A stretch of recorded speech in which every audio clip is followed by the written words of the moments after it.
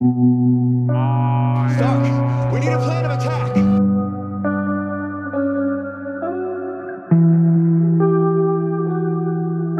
I have a plan. Attack.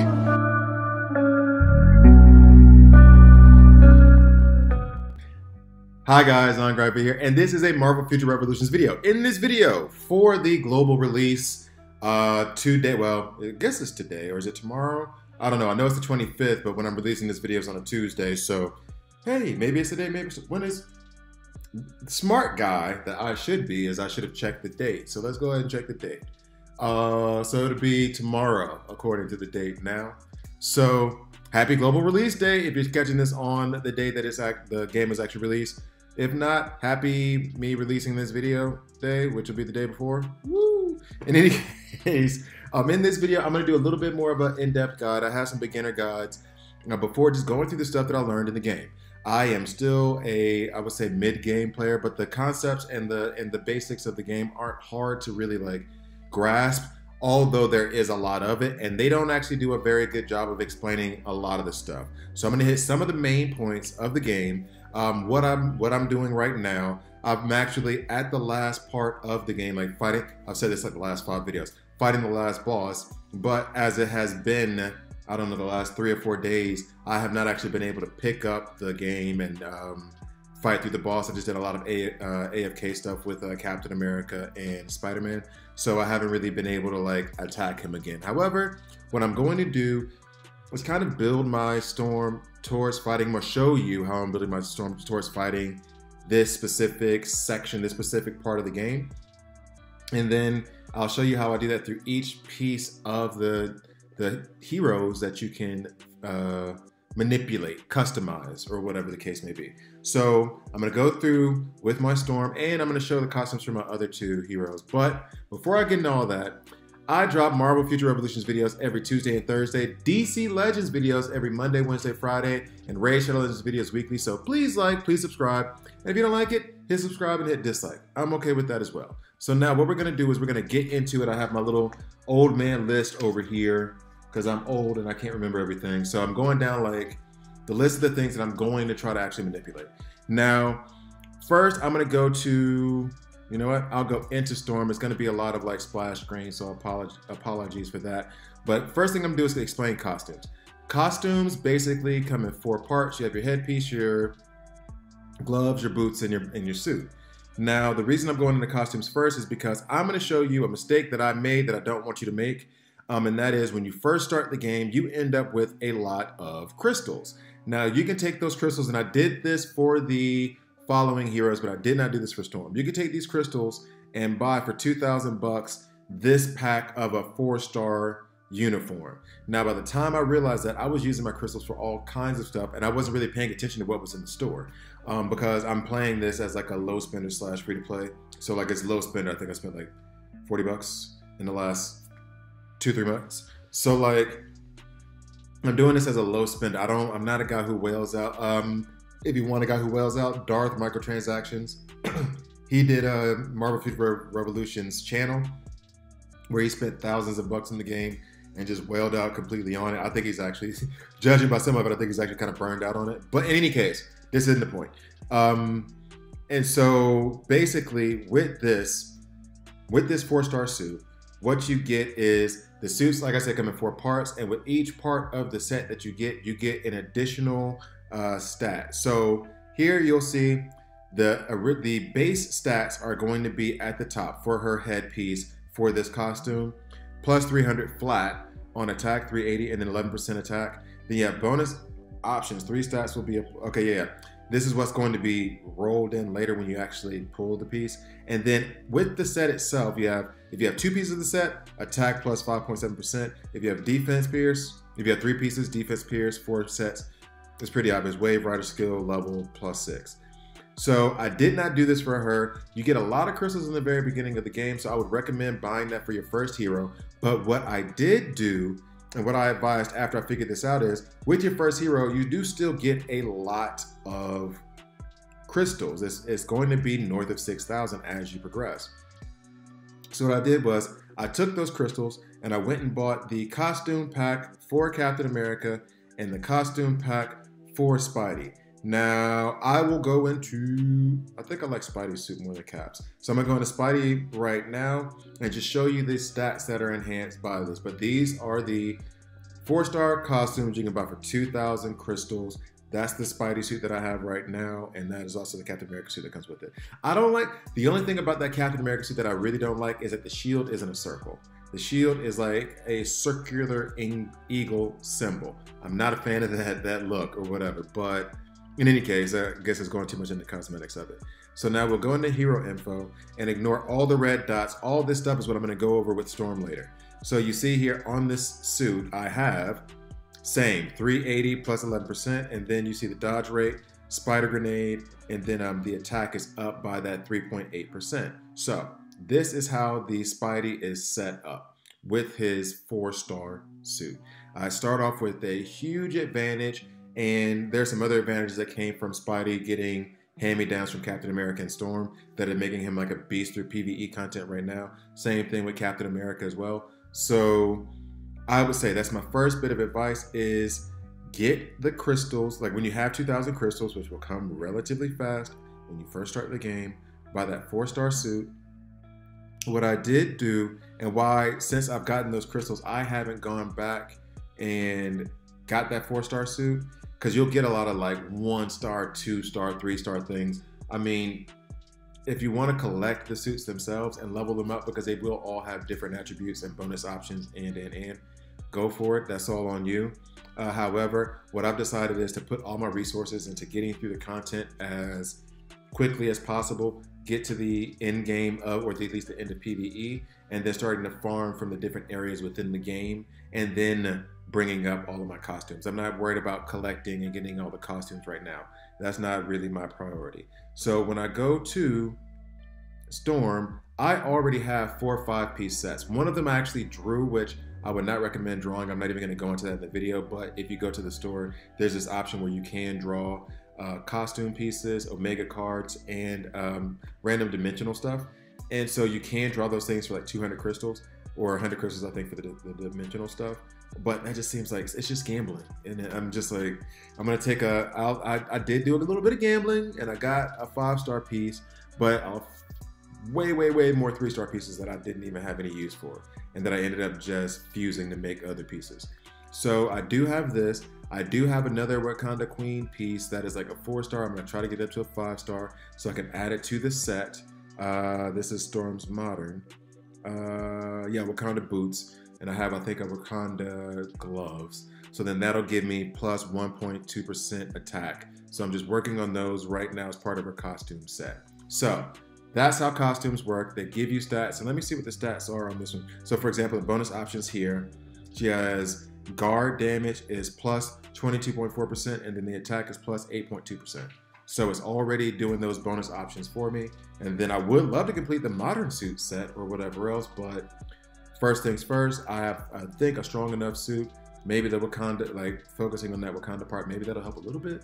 But I think I have enough stats from the costume to actually get where I want to get to at the end of the game. Now, next, going into battle badges. These are your battle badges. You have attack, defense, and HP as your battle badges, and each side has a different one. There's your defense, there's your HP, and then on the other side, you have your attack, your defense, and your HP. So now, these also come in sets. A lot of this stuff does come in sets. So I have a 2 set right now of, from Sakaar. A 2-star badge set from Sakaar from the Blitz, right? And so, or a 2 set piece battle badges from Sakaar. So I'm getting an extra supervillain damage plus a flat 1630, which is, I'm guessing, great. And then I have this here, another defensive police. Maybe I should slow down because I feel like I'm talking too fast and I'm just stumbling over all my words, and I don't know why, but let's take a breath. So anyway, defense plus 951 flat, then I have crit damage and. Now, going into all this stuff, I'm going to try not to harp on the things like, all of these things are basically stat improvement type artifacts, stat improvement type pieces that you're trying to put together, the things that you can really manipulate in terms of what you're putting on and what you're putting off, if you want to add a little bit more defense here. Really, when it comes to the badges, the bonus options are where you're going to be able to manipulate the things you want in the way that you want. So for example, the other battle badges that I could put here, this is going to be flat defense, flat 500. So clearly from the fixed stat, the battle badge that I have from the Blitz from Sakar, it's called the Command of the Tyrant, I think is what it's called. That's better on the flat stat. Now let's look at the crit damage decrease. Plus 554, debuff resistance plus 554. Let's say those other bonus options are just like really crappy stats, just not good at all. Then this piece may suit, this battle badge may suit more what I want to do depending on which area of the game I'm focusing on.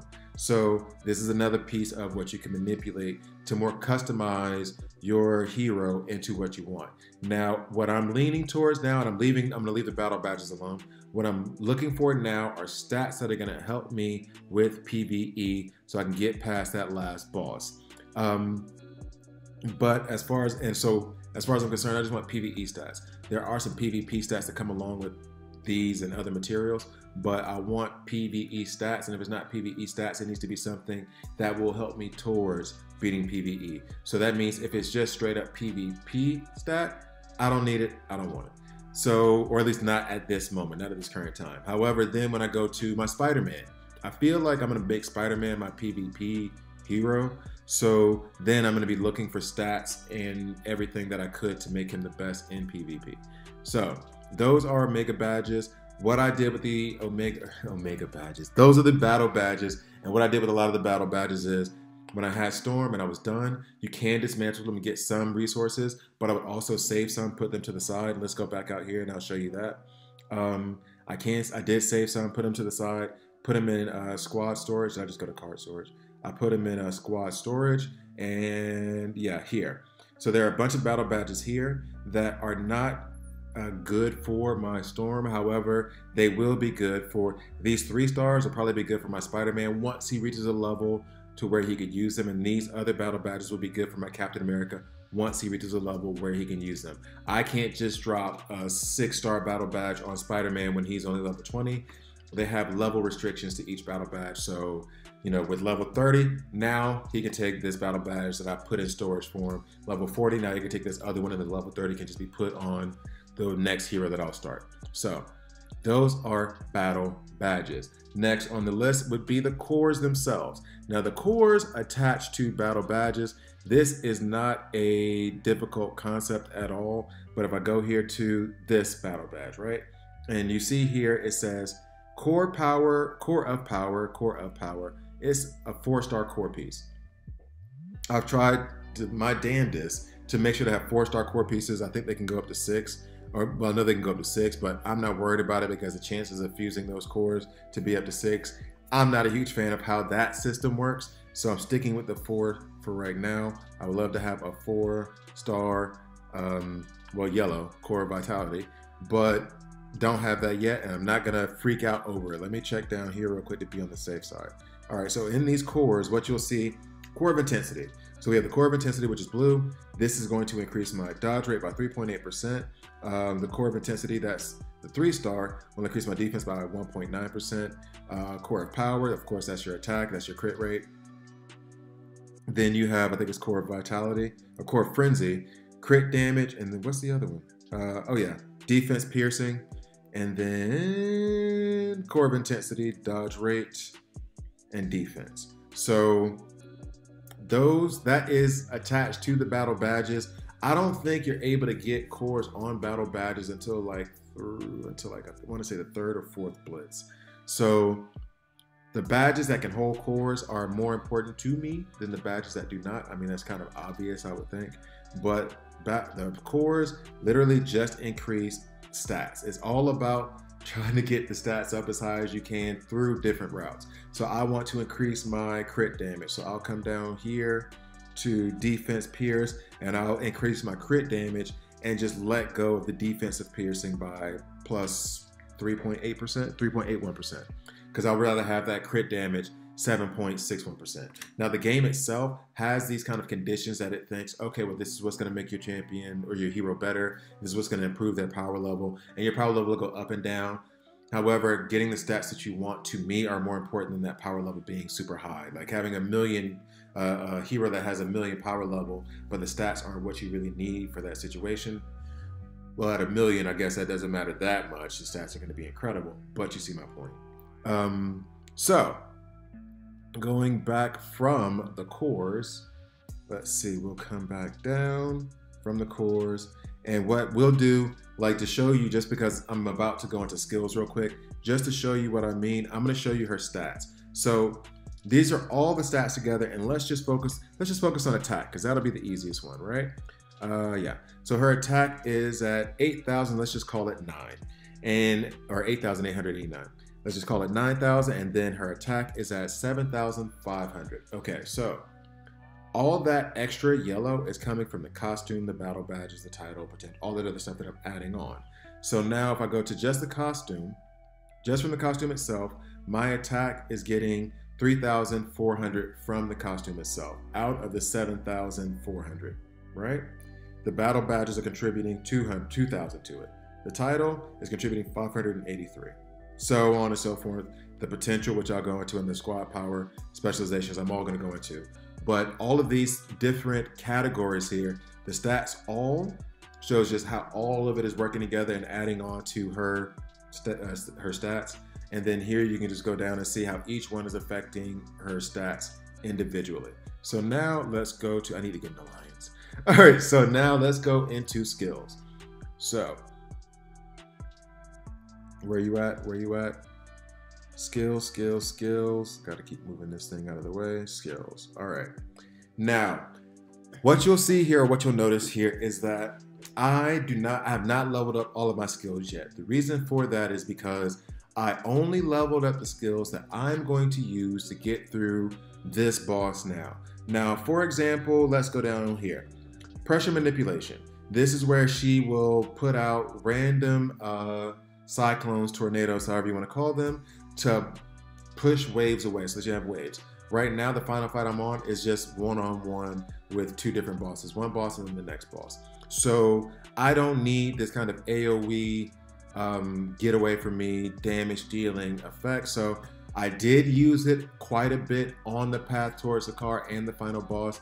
However, I'm not going to use it on the final boss, so I did not level it up. However, if you go to Weather Witch, this is a single target attack that multiplies by 1,311% shock damage. So I definitely want to use that when I'm fighting those bosses. If we go down to the next one, now let me explain this a little bit more clearly. You get to select 5 skills that you want to have alongside your basic and your ultimate skill. The ultimate skill, the Eye of the Storm, is just this skill that builds up. You'll see the meter as it comes up. It's a skill that just builds up over time. So I'm always leveling that up. I'm always leveling up my basic attack, because those are 2 things that I can't change and that I'm going to use as frequently, or the most frequently.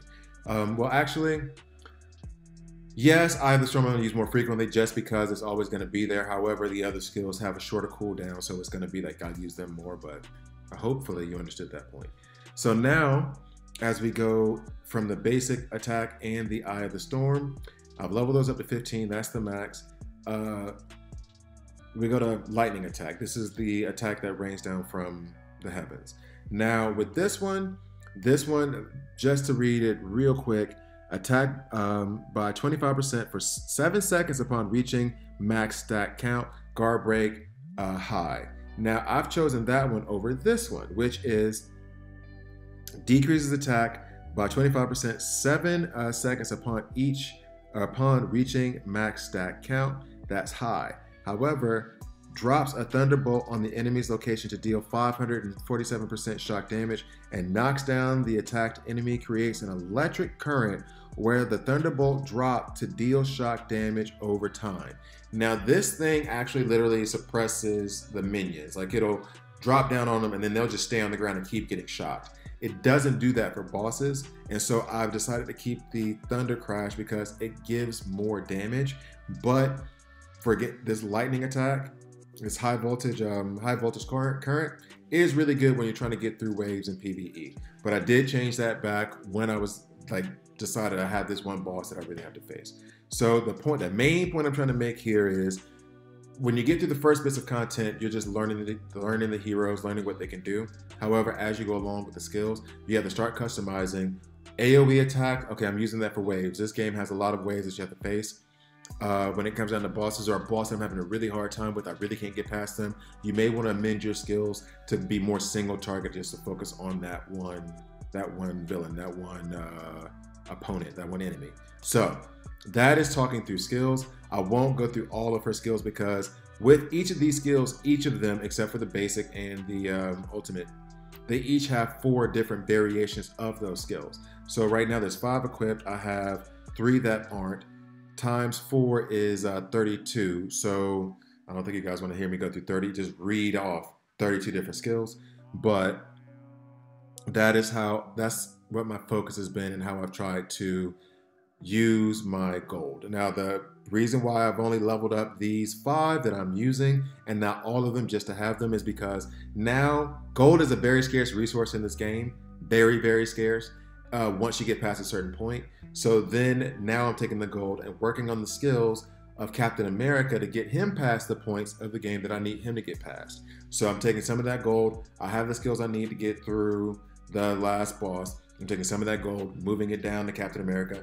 Even a little bit to Spidey, not so much to Spidey because he's one-shotting enemies right now. He's very much in the beginning, and he has a lot of advantages given to him that were hand-me-downs from Storm and Captain America, so he's way stronger than my Storm ever was when she first started, and a good bit stronger than Captain America when I started with him, although Captain America was one-shotting everybody up until like Midgardia or something. He was just a beast throughout, and I didn't have to touch anything until basically now, where he's coming to the end of Midgardia. But all their stats and there's other things like squad info and squad power that I'm going to go into in a minute, but all their stats and all their ability to get through bosses is greatly improved by all the work that Storm put in. And now I'm using the gold that Storm is collecting, that Captain America is collecting, that Spidey is collecting to amend these to level up the skills of Captain America and Spidey to help them get through their content and get to the point where Storm is. So now that is skills. Omega cards. I just did a video on Omega cards, well, today. But for you, oh no, also today, I think I'm gonna release both these videos at the same time. So, Omega cards. Omega cards are another way to manipulate stats. Now, one thing that I put in the Omega cards video that I just did today is, you see that exclusive stat? That exclusive stat, this is where you have to be careful with Omega cards. That exclusive stat you see with Storm, okay? What's the big deal? Okay, now let's say I pulled this card, and when I pulled it, it was a 2-star rare. Let's just say that. That exclusive stat does not come out until you reach 4-star. In fact, let me go ahead and go to owned cards, and I can show you just like I did in the Omega card video. Hello. All right, boom. This is a rare card. It is not 4-star, it's only 1-star, and you'll see there's an exclusive stat when you reach 4 stars. That exclusive stat goes to the hero that pulled the card, to be clear. So when you start leveling up these cards and getting more and more stars, you'll say, okay, I'm going to go ahead and take you to the store to give you this example. And then I can talk to the stats a little bit more. All right, so I've decided that I am going to go to the draw, and I'm going to try to draw this Captain America card. Great, I pulled the Captain America card. I actually got it. Awesome.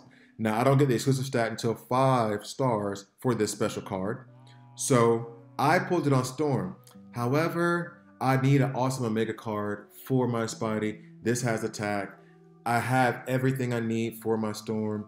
And actually, for this card set, I need this 6th card. I already have 5 of those cards. I need this 6th one. This 6th one would complete the set for my Spidey. Problem is, I pulled it on Storm. So even when I roll up this set to get the exclusive stat, I've pulled it on Storm. I moved it to Spidey before I rolled it up to be a 5-star. However, when I roll it to be a 5-star, that exclusive stat will still be assigned to Storm. So keep that in mind, that the cards that you're pulling, whichever hero has pulled them, that's where the exclusive stat is going to go to. Now for me with this, I am not so advanced, and this was some information I got from Darth Microtransactions videos actually. I am not that advanced yet, meaning for Storm, I want her to have the exclusive stats, of course, that's great. However, some of the cards that I'm getting that are 3 stars, I'm not really leveling up cards at the moment, a little bit here and there, but I'm trying to reserve my resources for different things. So like as I can level them up, I'm leveling them up. But right now, all I care about are those bonus options and the flat fixed effect from that card. So if I take a card from Storm and she has that exclusive stat, but I've gotten a better card for her, right now where I am currently, if I pull this for her and I was able to just level it up and I have this amazing exclusive stat just for her. Let's say that I have this amazing 5-star Omega card, it's awesome, and I'm gonna put it on my Storm. Okay, so now I've put it on my Storm.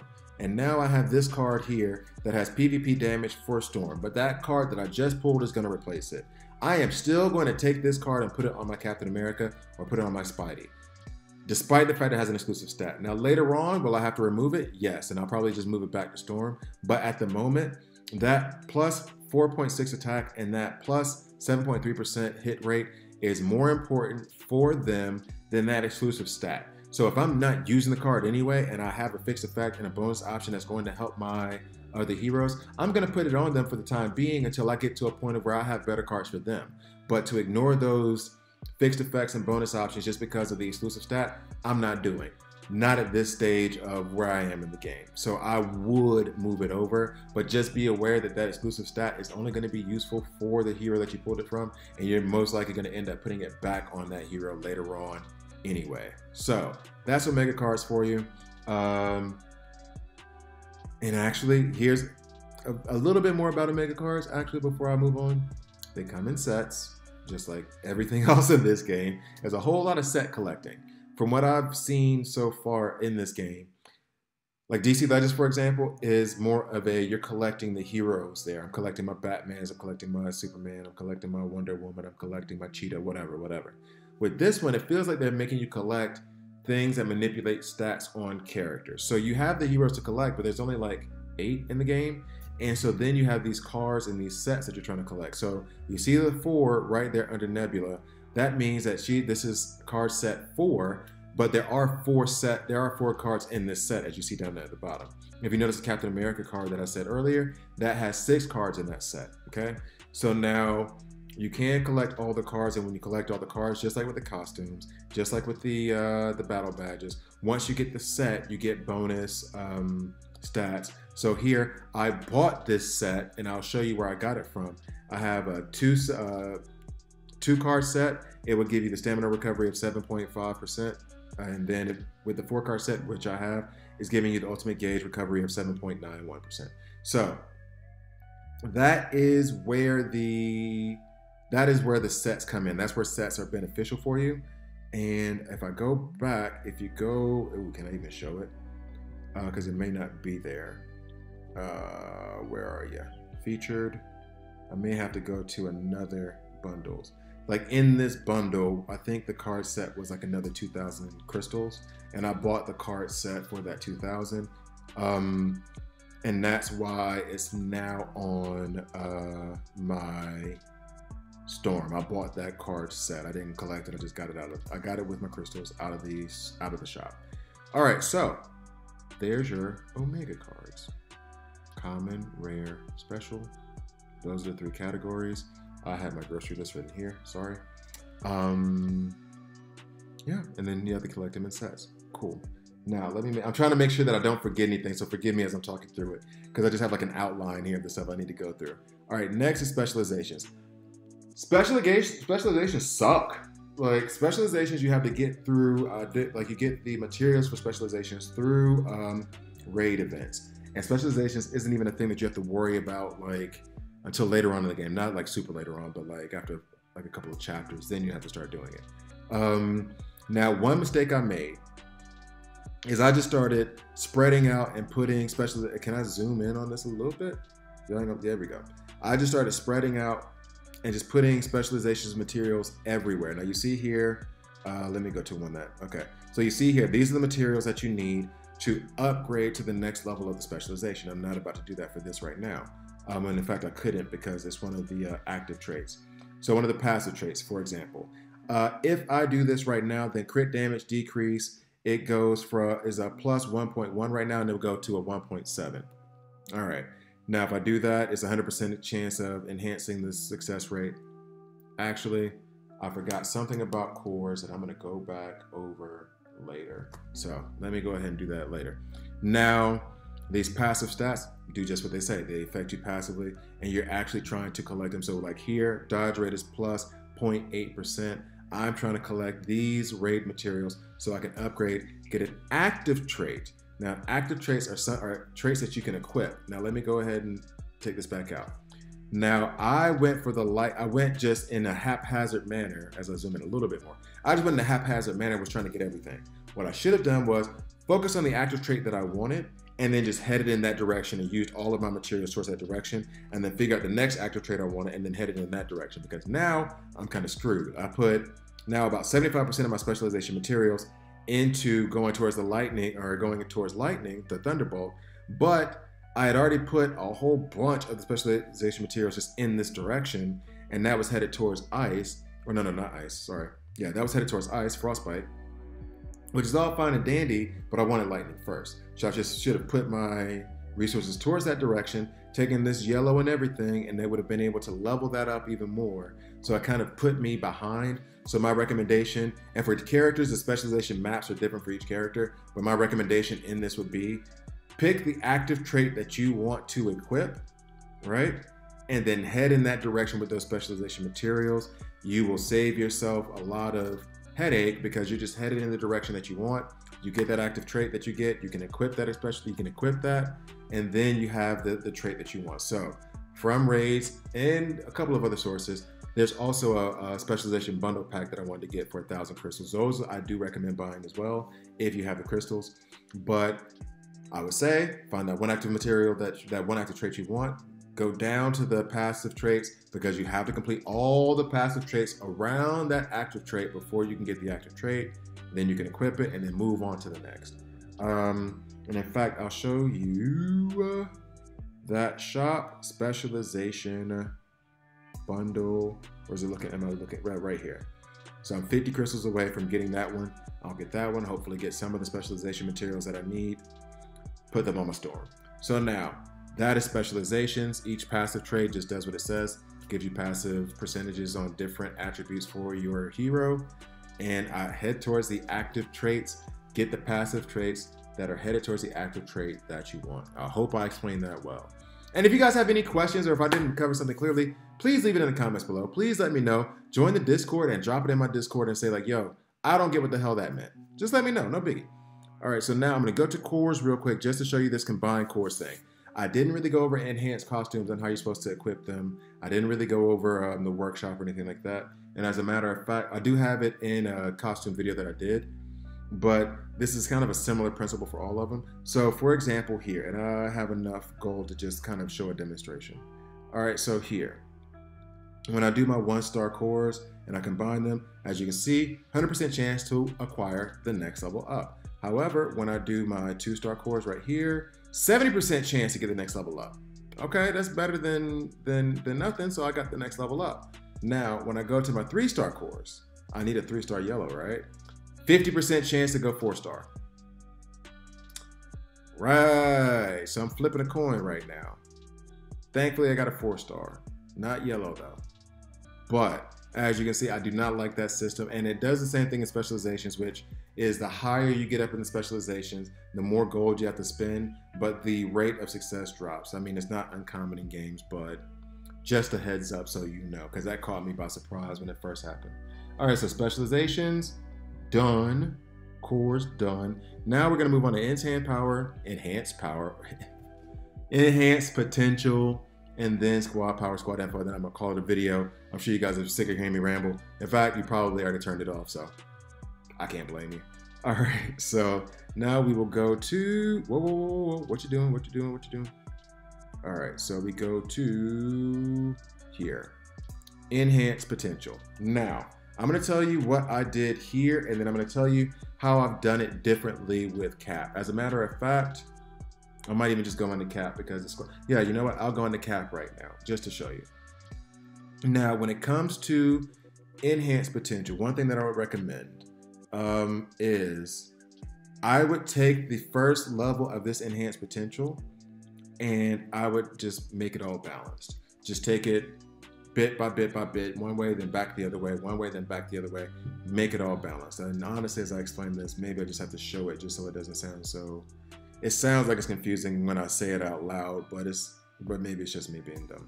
All right, so for example here, on this first level, attack, defense, HP, I just went all down the line and just went boom, boom, boom, boom, boom, boom, back and forth, back and forth, back and forth, until it was all balanced. Now, I've changed my strategy a little bit for the next level, for the next 2 levels, because now I have the First Avenger 1, that's completed 100%. Now I have the First Avenger 2 and the First Avenger 3. So what I've done now is Captain America is a close-up fighter. Storm, Spider-Man, they can do their damage from far away, so that kind of helps them keep health. So if I get in a situation where they're running low on health, I can back away from the fight and still throw web, still throw lightning, still cause damage while trying to recover. I can even fly away if I'm Storm and just hover above the enemy until I've recovered and then go back down into the fight. Cap doesn't necessarily have that ability. He's good at dodging, he's good at getting away from things, and he's tough. However, he's a close combat fighter, so he can take a lot of damage. And so then what I've done for the second one is I've picked the attributes, I've picked the potential that will help him survive. So for the next one, I am going to level up this overflowing energy, this HP boost to the max of 20 before I do any of the other ones. I'm also going to do this defense to the max of 20 before I do any of the other ones, helping him with his survivability, meaning that when I take on these hits, not going to be much of an issue. Well, it's going to be an issue, of course, but he will survive them. He will not be devastated by the damage that's going to happen from him inevitably being closer up in these battles. So that's what I'm doing with the enhanced potential. But as you can see, as you go through, and I think Spider-Man has different ones on his 2 and 3 as well. He has like dodge rate. But as you see here, HP recovery, which wouldn't be a bad one, guard damage decrease, and then debuff resistance and HP recovery. And in fact, the more I look at it, like what I'm going to do is complete the defense and HP, and then the next 2 ones I'm going to do are HP recovery for both of those, and then I'll finish up down the middle. So that'll be my approach for doing the enhanced potentials. So I think that's basically it. All right, cool. And you pick up these things to enhance the potentials throughout different, you get to, well, you can't get in the shop, but you can also get it through just different events that you complete throughout the game. All right, now, next, last but not least, is squad power, squad info, squad up. So we go here, squad info. Now, squad info is, when I go to squad power here, you're getting, and I do not remember the name, it's like Fury, Stark, and Pym, but you get like, yeah, so you get Fury's classified data, you get, I think this is, yeah, Stark's blueprints, and then Pym's research log, whatever. Basically, this is the squad power that you're using that's going to help every hero. So here we have weapon development at 52, armor design, and then bionics, which is just basically like damage, defense, and HP. Ooh, let me go up. Actually, yeah, there it is. It's right there. Damage, defense, and HP. All right, and then it also gives you like kind of bonus attributes as you reach different levels. So this one, PvP damage increased by 1%, supervillain damage decreased by 1%, which is part of the defense, and then total damage is at 1% plus. And then as you can see, as I went through each level, 10, 20, 30, 40, I got each of these stats by 1%, but I got each of these stats to improve all of my heroes as we go down the line, and then the next one is going to be that total damage plus 1%. So that's what happens with bionics, armor damage or armor design. Same principle, same thing with weapon development, is you'll have these stats that go down, and as you increase the level, you get increased stats, and that's going to help your entire team. And then we come here to squad rank. Hello. That's your overall squad rank that improves all your stats. And this stats improvement is going to go through all of your heroes. So squad rank is incredibly important, but you get the classified data, like these classified files here, high-grade training manuals and low-grade training manuals or whatever throughout different events that you complete and different things that you do throughout the game. You'll be able to increase your squad rank. When you get stuck at a squad rank, do not hesitate. Like, it kind of bottlenecks at a certain point, and there are certain missions like within the PvE where you have to complete them to get to the next. Like, you have to get to squad level 52, squad level 55 in order to get to the next mission in PvE, and that does become difficult. Do not hesitate to hop on and get another hero and start your second journey. I think I started mine when I was like squad rank 50. That's when I started doing Captain America, and maybe even 48. And he has contributed greatly to the squad rank because as he levels up, then we also get that material to help us with our squad rank. So if you get bottlenecked, if you get stuck at a certain point at squad rank, like, try to get past it first. Try to do your side missions, try to complete some, try to level up your first hero.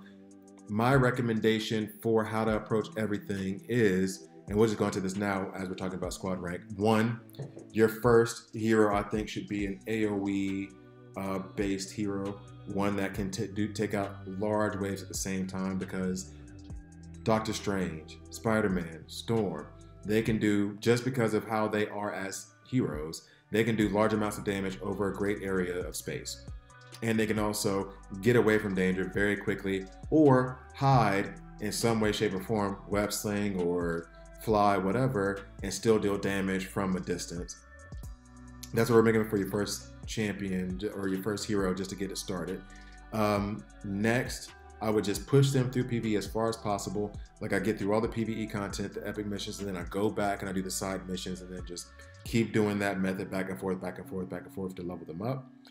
Then as I get to the content that's harder, where I'm dying more consistently, then I started my second hero, just so I can get some more bonus, some more leveling up, some more squad rank, some more materials, some more gold, to get like 2 people working on it now. I'll buy the costume for 2,000 crystals, put it on my second hero as well. So just from the start, he or she is just beaching through PvE content, helping us basically get more resources to push that first hero forward through PvE content. And then once they're done with that, I can go ahead and farm in the dark zone. I can go ahead and focus on PvP with that first hero, and then send those resources down to my second, third, and fourth heroes. So that is basically my full this is what I learned. This is my beginner's guide through Storm. Just some basics that you need to know. The game goes much deeper. There is still like all these operations that I did not go over. There is still, this raid is open. I forgot I was on Cap. Raid is open for Storm, but it's not open for Cap yet. There's Arena as well. So that's all stuff that I haven't even gone over yet. I'm just giving you like the basics of getting started in the game. I hope you found it helpful. Thank you guys for watching to this point. Please like, please subscribe, and I'll see you next time.